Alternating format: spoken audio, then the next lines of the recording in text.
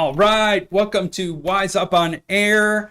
I'm Damian Kaspauer, Audio Kinetic Software Product Manager working on Wise, and I'm so excited to be here today. We are doing a community tools spotlight this week, and it is going great. So thanks for joining us as we dig into tools that the community is creating to fill the gap between Wise and developer workflows for interactive audio. And we're just about to kick off our Wise 2026.1 Summer of Beta. So keep them peeled. Later this month, we'll be releasing Beta 1, and we'll have all kinds of exciting features for you to get your hands on and give us feedback about. But in the meantime, let's welcome to the Community Tools and Spotlight, Bill Samsurya. Welcome, Bilkent. Good to see you. Hello, Damien. Yeah, good to see you too. And yeah, super excited to be featured on a Wise Up on Air session. And if it's okay with you, I'll begin. Let's get this show on the road. Thanks again for being here today. Awesome. Hello, everyone. My name is Bilkent Samsurya. I'm an audio software engineer and researcher working on game audio systems. I built Wwise-MCP, which is an application that allows AIs to be able to interface with the Wise authoring application via Wabi. In short, how it works is it translates prompts into authoring workflows by leveraging existing AI applications. And to kick things off, I thought the best way to get everyone acquainted with Wwise-MCP is with a demo. But before I go into that, let me just go over the current setup that I have going in case anyone is curious about that. So I'm currently using the Claude desktop application, where you can see here. And the specific model that I'll be using for this presentation is Sonnet 4.6. And I also have a Wise project open, and that version is 2024.1.10. Although Wwise-MCP works with any versions of Wise between 2024 and 2025. And as you can see here, this Wise project is essentially an empty Wise project with nothing in it. And so onwards with the demo. So the task that we'll be implementing for our first demo is a series of sci-fi gun audio sounds. And we'll go all the way from importing these audio assets that are stored within a designated folder into the Wise project. And then we also have to ensure to create the right Wise structures and objects to house these audio assets. And then also creating the necessary play events to target the specified containers. And then we also have to include the events in a new sound bank, and then we'll generate it.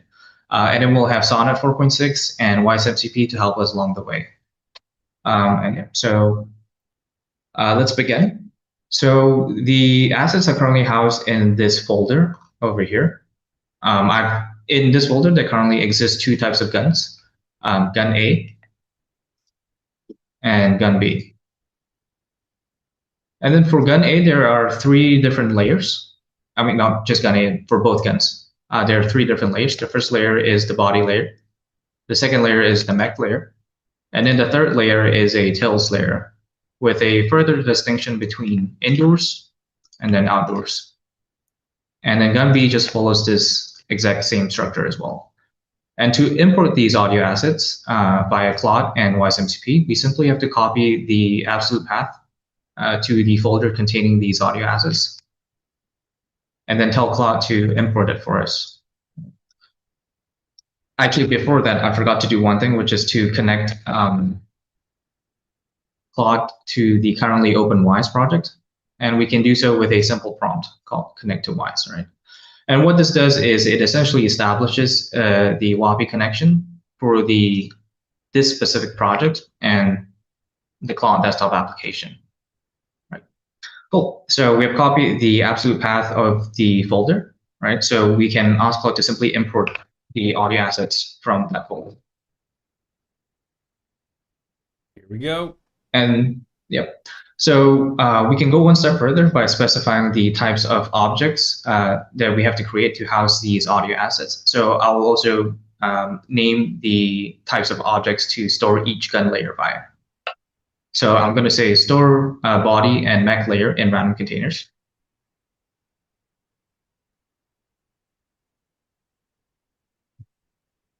And then I'm going to say store the tills in a switch container.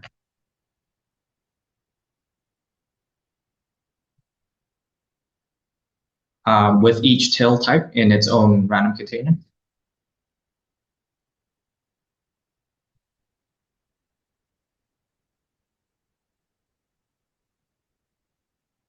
And then I'm going to also say parent each gun type under an actor mixer, so that it allows us more flexibility when we're mixing each gun. Oops.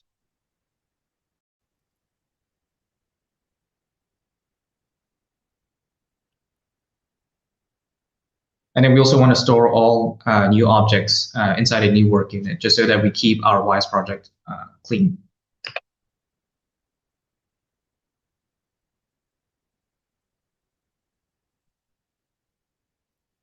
All right.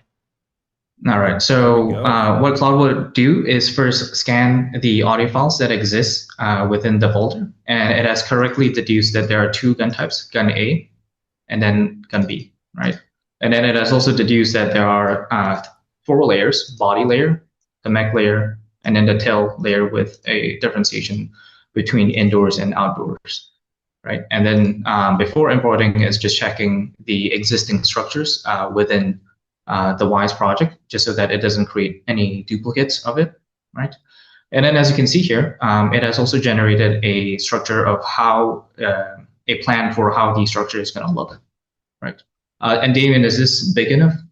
Oh yeah, it's looking great. Okay. And we saw the work unit pop open over there in the hierarchy. Amazing. Yep, right. So as you can see here, the plan is to create a work unit under the actor mixer.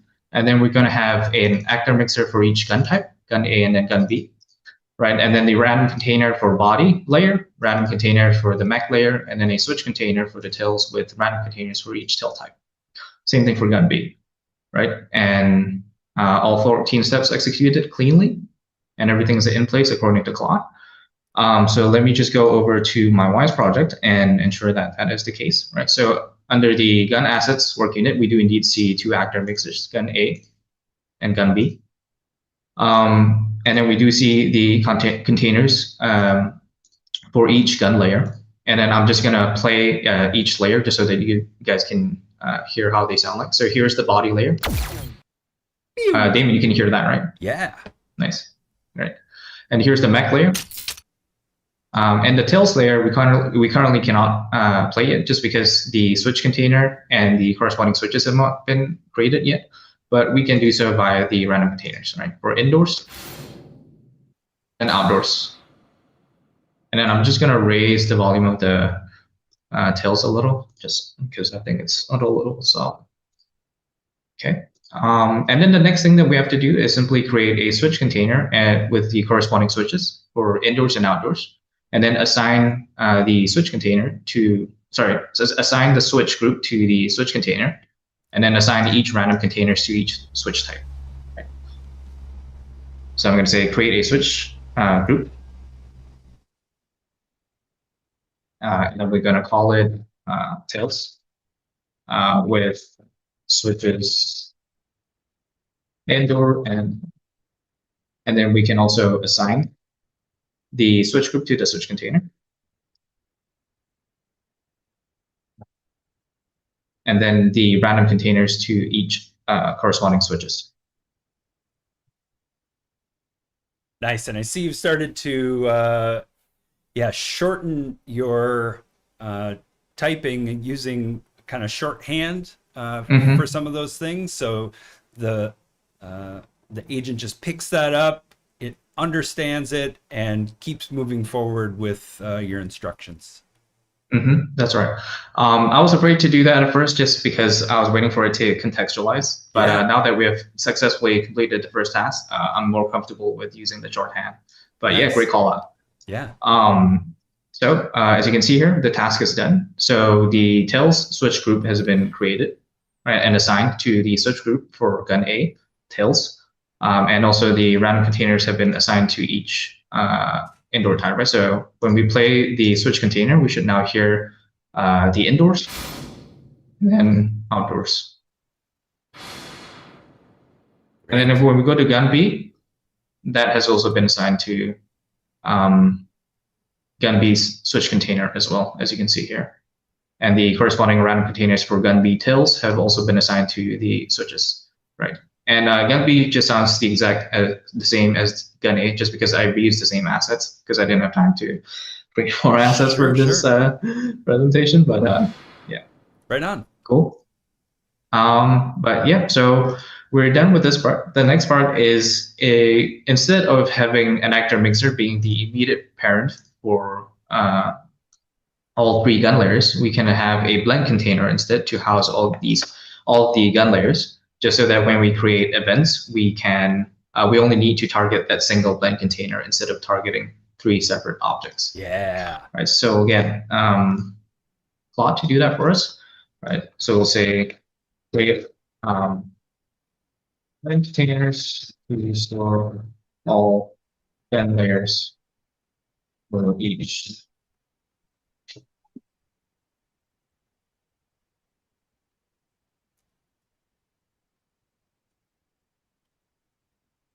All right, so it's did it. Wow. It's done it. Yeah. The blend container now contains all three layers. And then if I play the blend container, I should be able to hear all three gun layers.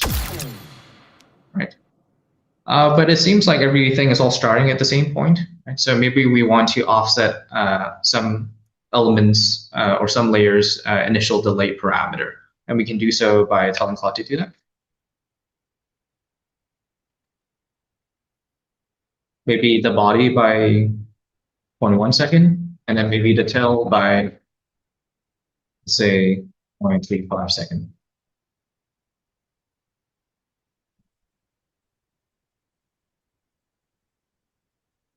All right, and that's done it. So when we go to the body random container, we see the initial delay set to 0.1. When we go to the tail switch container, we do indeed see the initial delay set to 0.35. So now when we play the blend container, right, we can hear the individual layers more distinctly. Nice. Let's change this to indoors.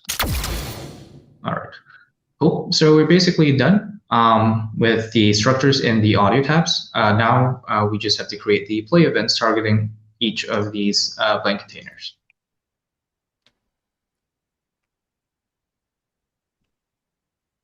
And then again, we can go one step further by making sure the events are stored within a work unit, and then including that new work unit within a new sound bank.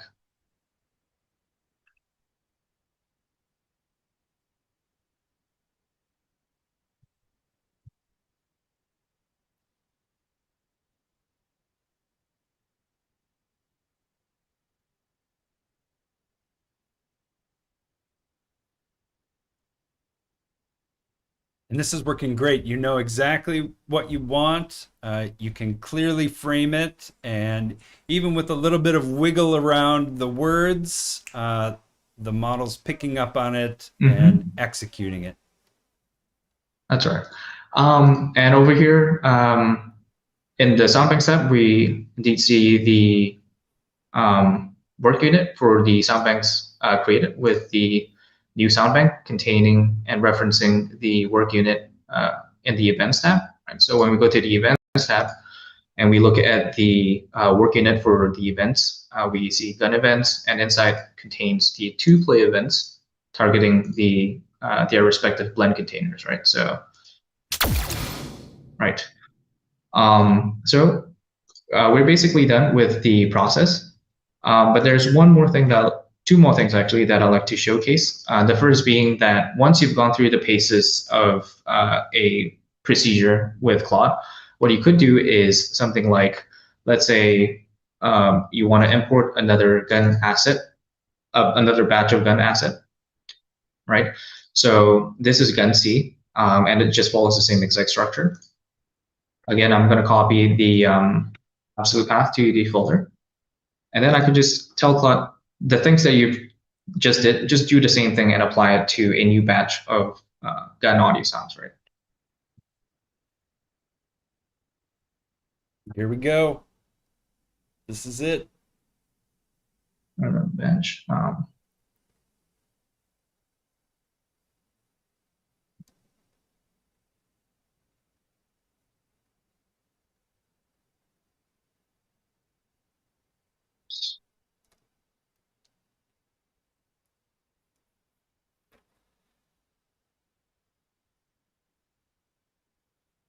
All right, and so Claude has determined that Gun-C has the exact same layout, so it's just going to recheck the current paths, and all existing paths have been confirmed, so it's just going to do the exact same thing. And this is going to take a while because there are a lot of steps in between. Cool. As we're landing towards the end of this part of the demo, a question coming in from the chat about how many tokens something like this would use. Do you have metrics on that? That's a great question for token, but unfortunately, token count doesn't show up for the Claude desktop application. It only shows up for the if you use Claude Code. So I do not have the answer for that for you. All I know is something like this would eat up the free version of Claude in about 10 to 20 instructions. But yeah, no metrics for you. And then as you can see here, Gun-C actor mixer created with the blends and all the layers for Gun-C present. Even the body layer has the initial delay set to 0.1, tails set to 0.35, right?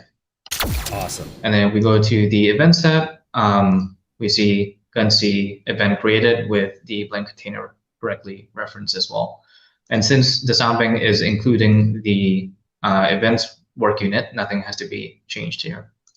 And the last thing for this demo is the concept of time-based WAPI operations within the game object view, right? And I thought the best way to demonstrate this is just to try out different fire rates, since these are gun-related audio assets, right? So we could do something like try something like 150 rounds per minute for Gun A and post it on a new for 10 seconds. Let me just specify RPM.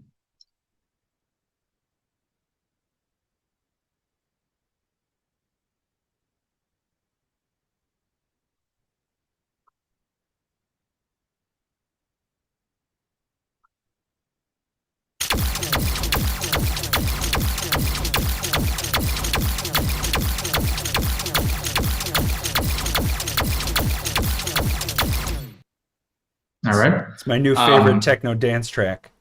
Yeah, I was about to say, like, is this still going forever? Okay, so it's, yeah, then maybe it's posting events on a game object that it's creating dynamically. We can see that game object in the game object 3D viewer and the events as they're posted on it. Yep, that's right. And thanks for summing it up, Damien. You know, and also this would allow one to be able to, let's say, try out different fire rates, right? So that was 150 rounds per minute. We can try maybe twice as much, 300 rounds per minute, but let's shorten the duration to 5 seconds. This is gonna be like Gabber techno. Let's go.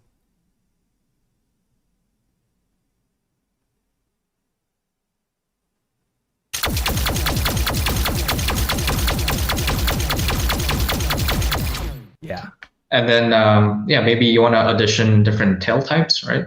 So maybe you could go with a really slow fire rate, maybe 1 shot per second, or 10 shots total. First 5, we maybe want to go with indoor tail, and then the last 5 we want to go with an outdoor tail. Oh! Actually, alternate indoor and outdoor tail. Oh yeah. Let's do it. I'm messing with your script. What do you think? It's all good. All good, Damien. Alternate.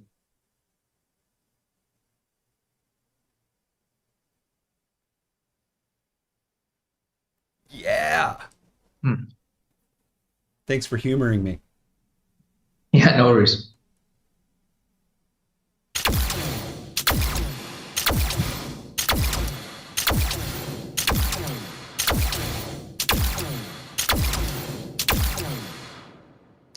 All right, so nice. I hope that gives everyone a better understanding of how one may be able to utilize Wwise-MCP within their everyday Wise workflow. I'm just going to close this project now and return to my presentation slides. Cool. And now I'd like to just go over some technical terms and also the overall architecture of Wwise-MCP and how I wrote the scripts to be able to complete the implementation. First, I'll define what MCP means within the Wwise-MCP phrase. Right. So MCP stands for the Model Context Protocol. And what the Model Context Protocol is a standardized protocol which uses a JSON structure whereby applications that you want the LLMs to be able to make changes in could publish and advertise their tools using this structure in a way where the LLMs would then be able to discover these functions and then be able to plan around them and execute them using this safe API layer. And here is a visualization of the architecture of MCPs. So on the left, you have your AI models. And on the right, you have the applications that you want the AI models to make changes in. And typically, the way you would implement MCP servers is you would have a single MCP server mapped to a single application. Right. So for this example, let's say Claude receives a Wwise-related request. It'll then be able to look at all the available MCP servers it has access to via its MCP client. And then it would then be able to look into all the functions available within each MCP server. And since this is a Wwise-related request, it'll probably look into MCP server A, determine the sequence of functions to fire within MCP server A. And then once these functions are executed, the changes are made in Wwise authoring. And then you can make it so that the changes from Wwise authoring could return from Wwise to MCP server A, back to the MCP client, and back to whatever AI model made the request in the first place, allowing the AI to be state aware of what the application it has made changes to is. And now I'd like to just go over briefly the architecture of Wwise-MCP from a high-level standpoint. So Wwise-MCP mainly consists of 3 Python modules, if you think of it that way. So the first being the LLM interface, and the LLM interface essentially stores the functions that are directly visible and callable from the LLM. And these functions within the LLM interface map to some permutation combinations of function inside the function library module. And the function library module basically consists of the actual WAPI implementations. And all of these functions within the function library route to a single WAPI call wrapper that I store within the client control module. And a secondary responsibility of the client control module is to also keep track of the connection associated with each Wwise project. So remember when we did the connect to Wwise prompt in the beginning? So that prompt actually produces a variable pertaining to a specified project, specified Wwise project. And that information is stored in this client control module. I'm going to exit out from the presentation mode and then go to my GitHub. And in my GitHub, under app and scripts, you should be able to see all the source codes pertaining to Wwise-MCP. So beginning with wwise_mcp.py, which corresponds to the LLM interface, it basically contains the functions that are directly callable and visible to the LLM, right? So functions like create game objects, create RTPCs. Let me find a different category. Move game objects, stop all sounds. All of these functions are directly executable from the LLM. And each of these functions will reference some combination of functions in wwise_python_lib.py. And these functions within the script are the actual WAPI implementations functions, right? So things like get all platforms, right? You can see here, include in SoundBank, right? And all of these functions would route to a single WAPI call wrapper that I store inside the wwise_session.py module. And here is the WAPI call wrapper, right? And here is the client variable associated with each Wwise project WAPI connection. Cool. So I hope that gives everyone a high-level understanding of how Wwise-MCP works. Now I'd like to just highlight some features that I think are unique to Wwise-MCP, beginning with the orchestration layer.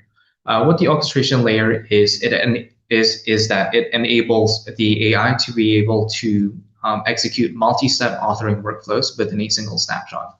So instead of having to execute a given WAPI call and having to wait on that WAPI call to finish execution so that it may use the results from that WAPI call in a corresponding or consecutive WAPI call, what it could do instead using this layer is to be able to list all the WAPI calls necessary to complete a certain request in some sequential order, pass all that as bulk data into Wwise-MCP. So Wwise-MCP does the sequential execution of these functions for the AI. And in doing so, it bypasses these synchronization points whereby the AI has to wait for one function to complete before performing the next. And the result is it makes the user experience more responsive and more fluid. Another feature of Wwise-MCP I'd like to highlight is the scheduler and runtime control layer. And what this layer introduces is the notion of time-based WAPI operations, which you'll have briefly seen in the first demo towards the end, where I use the game object view to be able to create game objects and post events on these game objects. All right. And so what this layer allows the system to do is to be able to defer actions, like posting events on new game objects sometime in the future, or be able to drive game parameters like RTPCs over a duration without blocking the main thread. This layer is also responsible for handling things like queuing, synchronization, threading, all of the processes required to handle these time-sensitive WAPI calls. And what this allows for is a shift in the way we can think about the game object view in Wwise. Instead of it being a reflection of the state of an external game engine, the Wwise-MCP game object view could instead, in conjunction with Claude and Wwise-MCP, become a space for creative outlet and creative output. One use case of this is something like being able to dynamically create and construct ambiences locally within the game object view in Wwise. And I'll demonstrate this now in a new Wwise project. Yeah, and this was the first demo that I saw that you presented at Game SoundCon last year, and is, a fantastic way to. I saw it as a way of expressing ambience through this prompt-based interface in a way that felt very creative. You were exploring this process, and the results were really compelling. Yeah. Thanks, David. Yeah, I'm really an ambience kind of person, so that's why I really focus most of the Wwise-MCP implementation on the game object view side, because I feel like there's a lot of room and exploration opportunities for handling ambiences live within the game object view. All right, so you're connecting up Wwise, getting all the events from the existing project, so that you can start working with them as part of a dynamic composition, really, in the game object 3D view. Just to be clear, this Wwise project already contains structures and audio files and events in there. So the idea here being that, let's say you have already imported the audio assets, created the right structures, but you don't want to, spend time in the game engine yet by prematurely generating sound banks and having to implement your blueprints if you're in Unreal or C#, if you're in Unity. But you still want to have the ability to be able to sort of audition your ambiences. So this would provide an opportunity for you to be able to have a audition test, so to speak, within the game object view by creating emitters and being able to space them in different positions so that you could hear how good your attenuation curves would sound. But yeah, let me demonstrate. Great. But yeah, so as you can see here, I have to reconnect to Wwise since this is a new Wwise project. And then I have to get the AI acquainted with this Wwise project with all its events and game sinks, right? So over here, you can see the list of events. Over here, you can see the list of game parameters, switches, and state groups. And then now I am just going to ask the AI to create a forest ambience. But instead of y'all seeing me type and failing miserably, I'm just going to copy from a pre-written script here. Shortcuts are okay. So in this prompt, I'm telling the AI to create a forest ambience, and then to start by posting 8 bird calls, 500 to 700 units around the origin. So I'm using the origin as the basis, as the reference point. And then 4 leaves rustling sounds, 100 to 125 units around the origin. 4 insects and cricket sounds, 50 to 85 units around the origin. So Claude will have to create these game objects first, and then place them, and then post the corresponding events on them, and it is done. Damien, can you hear it, by the way? Yeah, it's immediate ambience, and if I talk, it ducks, so I'll try not to talk often.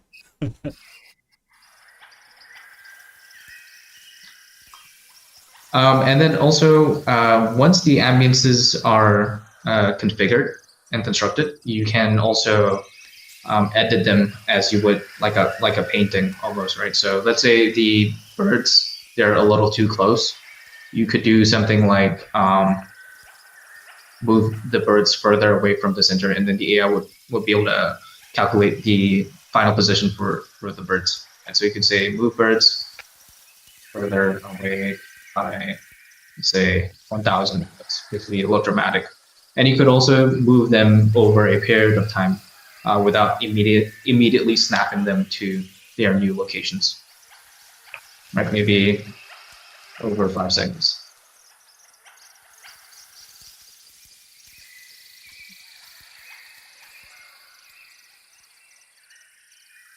Yeah. So as you can see here, the birds are definitely a little quieter. And yeah, you can also move like the crickets, the leaves, right? And many more things that you could do with it. But time's running short, so I am just gonna cut this short a little and jump straight to the next feature I want to highlight, which is the idea of saving this ambience, right? So let's say you've already played around with this ambience a bit, moved the emitters, and you're happy with it. So what you could do is tell Claude to save the emitter configurations.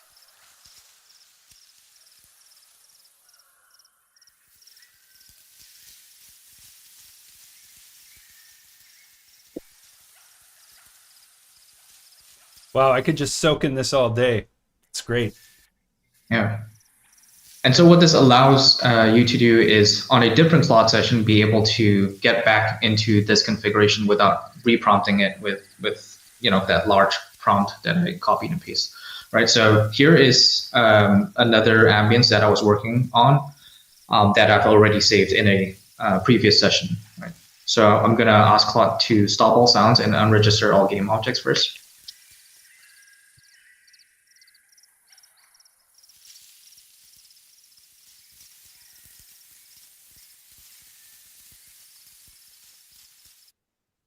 Right. And then I'm going to ask Claude to transition to that previously saved ambience, which was a sci-fi ship ambience that I was working on.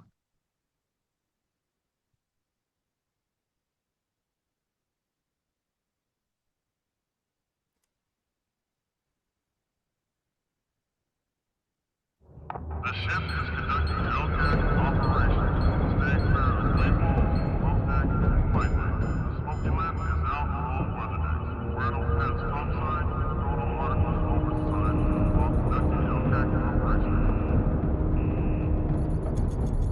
It's fantastic. Great. And yeah, so that's it for the ambience construction demo. There's one last demo I'd like to go over, which is the idea of audio narratives. Right? And in this demo, what I hope to showcase is the ability to be able to craft audio narratives simply by sequencing events in some order. Right. Great. So I have another pre-written prompt here, which I'll just copy and paste it, and I'll explain it to get it into Claude. Right. So the idea here is, let's say this, you're sort of testing out how the story could sound in the audio domain, right? So maybe you want to start the story with some rain and slowly ramp the rain intensity up from 0 to 75 over some period, like 10 seconds.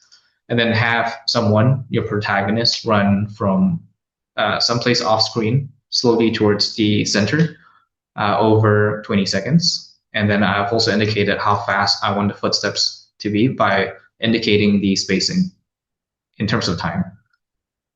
And then I also say, like, once the person reaches the origin, the idea is like the person is running in like a rainfall and they want to seek shelter within a wooden hut. Right? So once the person reaches the origin, the person should have arrived at the wooden hut. So we want to play a sequence of the person opening the door and then closing the door and then transitioning to a new ambience of being inside the hut as the rain is falling down.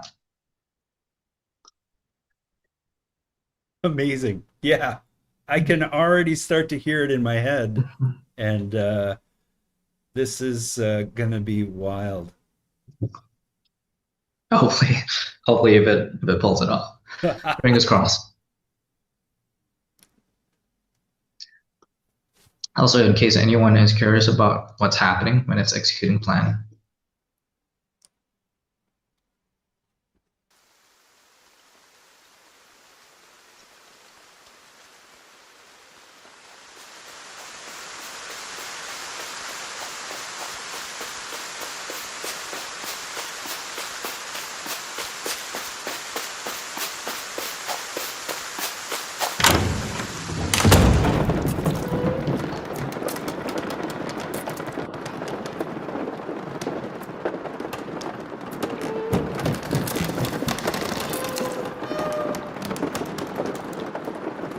And then maybe as the person is waiting in the hut, the rain slowly dies down, right? So we could set the rain's intensity to like 30. And it would gradually change to like another ambience from here.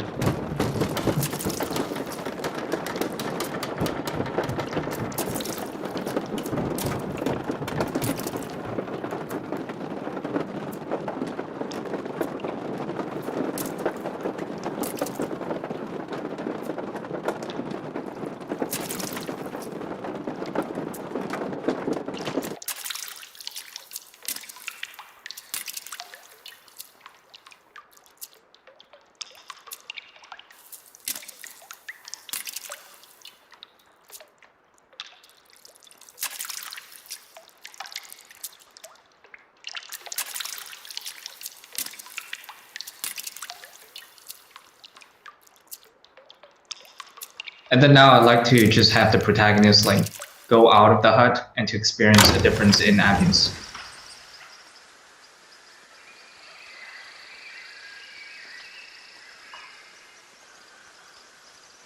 Right, so.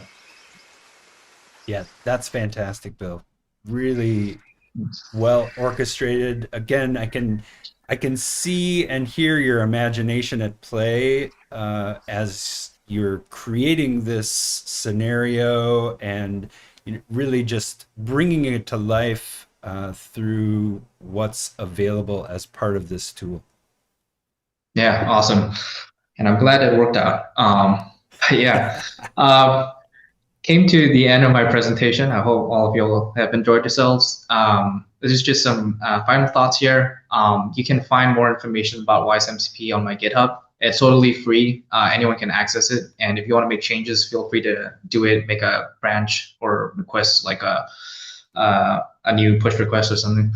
And also, if you all have any troubles with installing Wwise-MCP, I also have a YouTube video on my YouTube channel called Bilkent Audio, which is just my first name and audio, where I go through the steps of how to install Wwise-MCP and configure it with the Cloud desktop application specifically.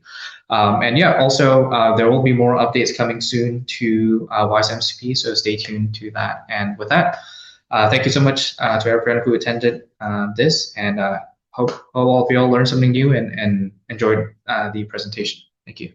It was fantastic, and we just dropped that blog that you wrote on Wwise-MCP at the Audio Kinetic blog. Another resource for folks. We've been sprinkling these into the chat, so jump into these other aspects of Wwise-MCP. Thanks so much for bringing this tool that really fits in between Wwise and workflows that developers are reaching for as they are experimenting with these new tools that are becoming available. Really cool stuff. Thank you. Yeah, and thank you, Damon, for featuring me. I'm really grateful for this platform. And once again, thank you to everyone who tuned in. And yeah, appreciate it, Damon. All right. Take care, folks. And right, we'll see you next time on Wwise Up on Air. Take care. All right. Awesome.